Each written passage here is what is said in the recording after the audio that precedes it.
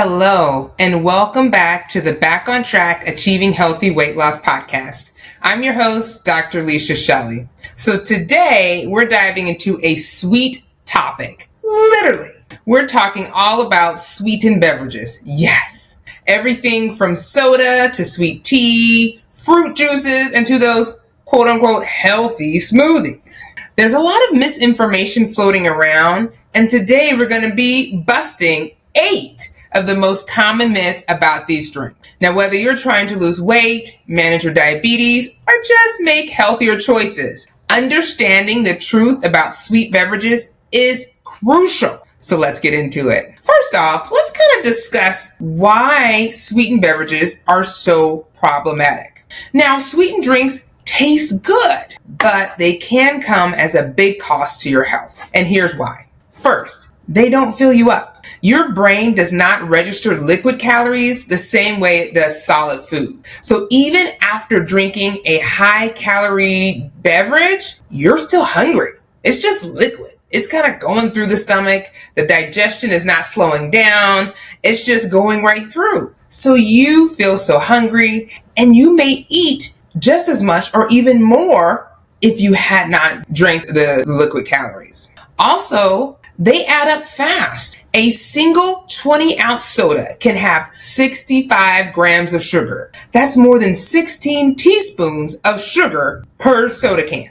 So it is so easy to consume hundreds of extra calories a day, and from just beverages alone, even without realizing it.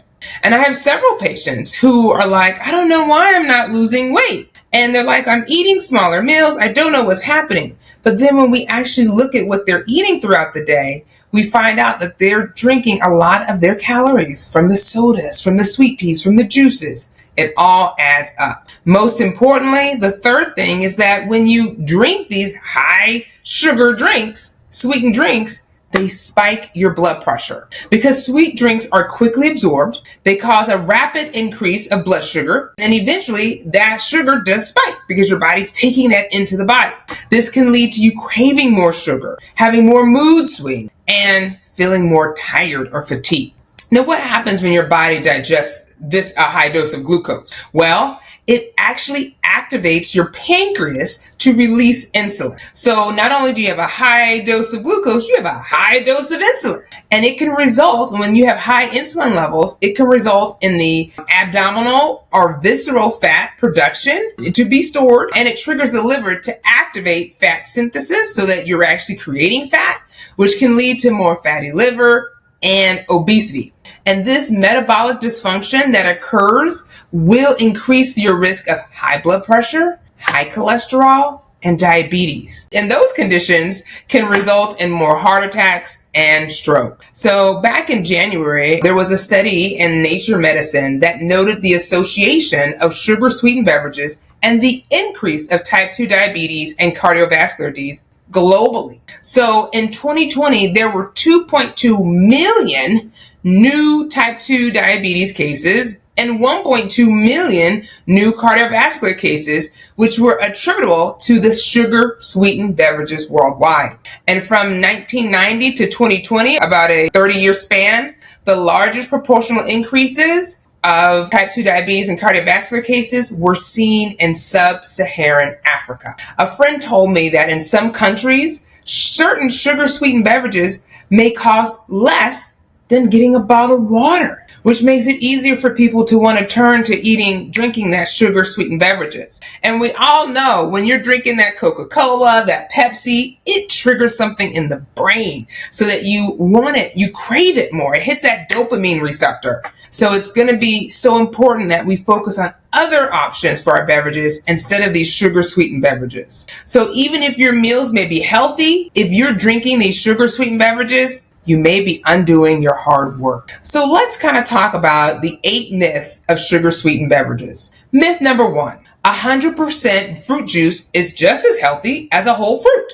Now that one sounds good in theory because it says 100% juice on the label, so it must be healthy. But But what happens is, while the fruit juice does contain vitamins, and it's also packed with natural sugars, but none of the fiber that slows down how sugar is absorbed. Because fiber that is seen in fruit is not necessarily absorbed into the body, and it actually helps the body to be more regular, which is why when people are experiencing constipation, we say eat more fiber. But 1 cup of orange juice has about the same amount of sugar as a can of soda. So what should you do instead? Instead of drinking that 100% juice, eat a whole fruit. You'll get the fiber, you'll feel full longer, and you'll keep your blood sugars more stable. Myth number 2, diet sodas are a safe alternative because they have no calories. This one's a little bit controversial. I remember when I was in residency, we had,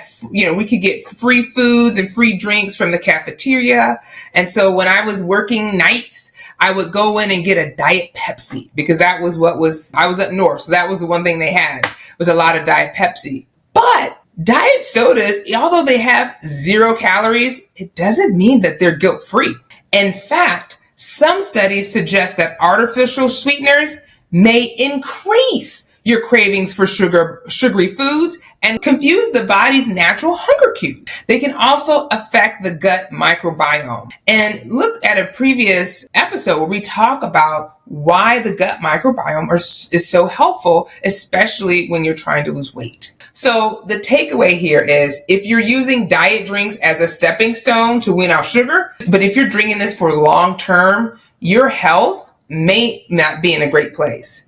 In fact, they're doing more studies looking at artificial sweeteners and seeing how it can affect more of your heart. So it's important that you aim to hydrate with water, maybe infused water with different sugar, like lemon, lime, cucumber, strawberries, things like that to kind of help give you flavor and, focus maybe on unsweetened teas. All right. Myth number 3, smoothies are always a healthy choice, right? Of course. Go have a smoothie. I see this one all the time. My patients say, I start my day off with a smoothie, so I'm doing great. But truth is, some smoothies can pack 500 to 1,000 calories, especially if they're loaded up with fruit juice, frozen yogurt, or flavored syrups. Basically, it's just a dessert in a cup. But if you start to make your own smoothies at home with whole fruit, greens, unsweetened almond milk, and protein, that's a better balance of nutrients and most likely less calories. Myth number 4, sweet tea and flavored coffees aren't that bad. I live in the South and I know we all love our sweet tea. But the truth is that 16-ounce sweet tea can have 8 to 10 teaspoons of sugar. And a flavored coffee from your favorite cafe, you could be sipping 300 to 400 empty calories even before you eat breakfast. So when it comes to your drinks, make sure you are drinking drinks that have less sugar and less syrup. Try the unsweetened version or add a splash of milk, cinnamon for flavor without the sugar overload. Myth number 5, I don't drink soda, so I'm fine. Now I will say cutting out soda is great, but it is not the only culprit. Energy drinks, sports drinks, flavored waters, alcohol mixers, bubble tea, and even kombucha can contain significant amount of sugar. So it is going to be important that when you're getting that drink that you look at the nutritional label, especially the added sugars line. You may be surprised what sneaks in. Myth number 6, coconut water and smart sports drinks are the best way to hydrate. While these can be helpful after intense workout or illness, many versions are loaded with added sugars and calories. Some sports drinks contain over 30 grams of sugar per bottle, which is similar to many soft drinks. So unless you're doing over an hour of vigorous activity or you have specific electrolyte needs like low sodium, low potassium, definitely stick with plain water. You can also infuse water with fruits, herbs, cucumbers, or added flavor without the sugar. Myth number 7. Alcoholic beverages don't count as a sweet drink. You know what I'm going to say. The truth is, alcoholic drinks like wine, cocktails, or mixers are packed with sugar, especially your margaritas, your sangrias, your daiquiris. And not only if you actually take a shot in like a Coca-Cola or something like that or in another drink, it's a lot of sugar. And just one mixed drink can contain 20 to 30 grams of sugar. Also, alcohol also lower your inhibitions, which can lead to overeating. So if you do need to drink alcohol, stick with lighter options like a vodka soda with lime or a dry wine. Drink it slowly and alternate with water to stay hydrated and limit your intake. Myth number 8, last but not least, that boba tea or bubble tea is fine and a harmless treat.